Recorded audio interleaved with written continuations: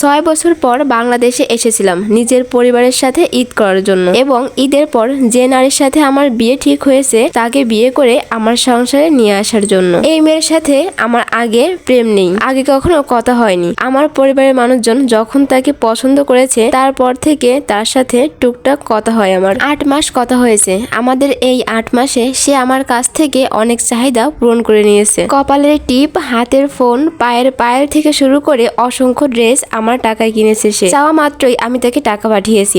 8 মাস ধরে অপেক্ষা করছি কবে দেশে যাব, কবে তাকে পাবো, কবে আমাদের বিয়ে হবে। বাংলাদেশে আসার পর আমার পরিবারের মানুষজনকে বললাম বিয়ের টাইমটা ঠিক করার জন্য। ঈদের 4 দিন পর আমাদের বিয়ে, মোটামুটি সবাই জানে এই কথা। দেশে আসার একদিন পর আমার কাঙ্ক্ষিত নারীর সাথে আমার দেখা হয়। সৃষ্টিকর্তা তাকে অনেক সুন্দর করে পৃথিবীতে পাঠিয়েছে, এই বিষয়ে কোনো সন্দেহ নেই। টানা 3 দিন তার সাথে আমার দেখা হয়। তৃতীয় দিন যখন দেখা হয় তখন সে আমাকে যে কথা বলে সে কথার জন্য আমি মোটেও প্রস্তুত ছিলাম না। সে আমাকে জানিয়েছে আমাকে তার পক্ষে বিয়ে করা সম্ভব না, কারণ সে একজনকে ভালোবাসে, তার সাথে সে গোপনে বিয়ে করে ফেলেছে। এখন সে আমাকে বিয়ে করতে পারবে না। পরিবারের চাপে আমার সাথে কথা বলছে আমি যেন দেশ থেকে আবার চলে যাই। পরিবারের চাপে যদি আমার সাথে সে কথা বলবে তাহলে আমার কাছ থেকে এত সব টাকা পয়সা নেওয়ার কি দরকার ছিল। দেশে আসার পর আমার পরিবারের লোকজনের মাঝে লক্ষ্য করলাম সবার অনেক চাওয়া পাওয়া আমার উপরে। সবাই আমাকে একটা টাকার মেশিন মনে করে এবং চাহিদা অনুযায়ী আমার কাছ থেকে টাকা নিতে চাই। অনেক কষ্ট করে একটা বাড়ি করেছি,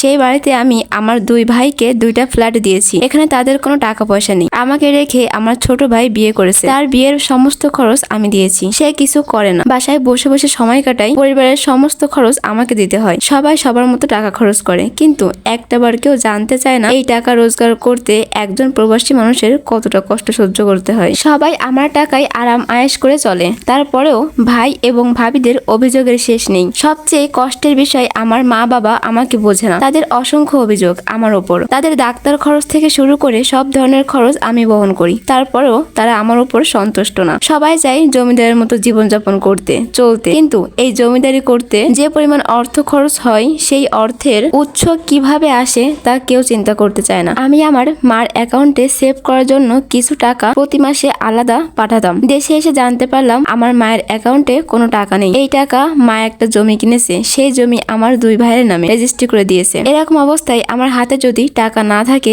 আমাকে একদিন চালাবে এরকম কেউ নেই আমার পরিবারে। সবকিছু মিলিয়ে তাদের আচরণে আমি চরম হতাশ। তাই ঈদ না করেই আবার চলে যাচ্ছি। বাসায় কাউকে কিছু বলিনি। ব্যাগ, লাগেজ সবকিছু বাসায় আছে। আমি শুধু পাসপোর্ট নিয়ে বের হয়েছি, টিকিটের ডেট পরিবর্তন করেছি। একটু পরে আমার ফ্লাইট। কতটা কষ্ট নিয়ে চলে যাচ্ছি এ কথা হয়তো কাউকে বলা হবে না। তারপরেও ভালো থাক সবাই। শুভকামনা আমার সাথে অন্যায় আচরণ করা প্রতিটি মানুষের জন্য। এত বছর বিদেশে থেকে বুঝতে পেরেছি আপন থেকে পর অনেক ভালো।